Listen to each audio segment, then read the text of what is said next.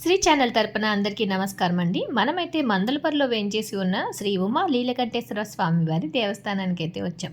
ఈ దేవస్థానం ప్రత్యేకత ఏంటంటే ఇక్కడ లేని దేవతా విగ్రహం అంటూ లేదు. ఏ పండగైనా సరే అంగరంగ వైభవంగా చేయడం ఈ గుడి యొక్క విశేషం. ముందుగా మనం చూసినట్లయితే కోనేరుకు ఒకవైపుగా జ్ఞానముద్రలో ఉన్న శివయ్య, సూర్యనారాయణమూర్తి, ఆంజనేయ స్వామి ఇక్కడ కొలువై ఉంటారు.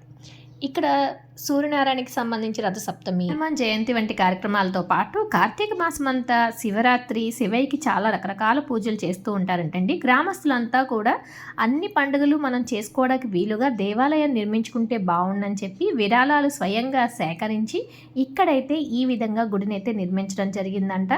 ఇక్కడ జ్ఞానముద్రలో ఉన్న శివయ్య జటాజూటం నుంచి గంగమ్మ శివలింగంపై పడి అభిషేకం చేసే విధంగా అయితే అరేంజ్మెంట్ చేశారు.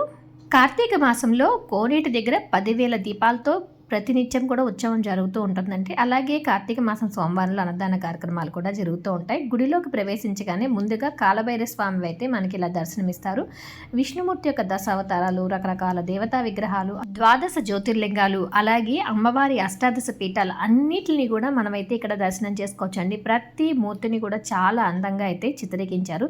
తర్వాత ఒకవైపుగా ముందుగా మనకి పాలరాతితో ఉన్న వినాయక స్వామి వారైతే దర్శనమిస్తారు. ఇక్కడ వినాయక నవరాత్రులు కూడా చాలా బాగా చేస్తారంటండి. ఇదిగోండి ఉమా నీలకంఠేశ్వర స్వామి వారి దర్శనం చేసుకోండి.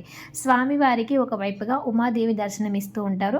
అమ్మవారికి దసరా నవరాత్రులు చాలా అంగరంగ వైభవంగా నిర్వహిస్తారు. ఒకవైపుగా విష్ణుమూర్తి, లక్ష్మీదేవితో మనకు దర్శనమిస్తారు. ధనుర్మాసంలో పూజలు కూడా చాలా బాగా చేస్తూ ఉంటారండి. ఇక్కడ అయితే ఒక అందమైన యాగశాల కూడా ఉంది. ఇక్కడ ఎప్పుడు యాగకృతులు నిర్వహిస్తూ ఉంటారు. సర్వదేవతా నిలయమైన ఈ గుడి గురించి తెలుసుకోవడానికి ఫుల్ వీడియో స్క్రీన్ మీద ఇస్తాను, చెక్ చేయండి. Like, share and subscribe.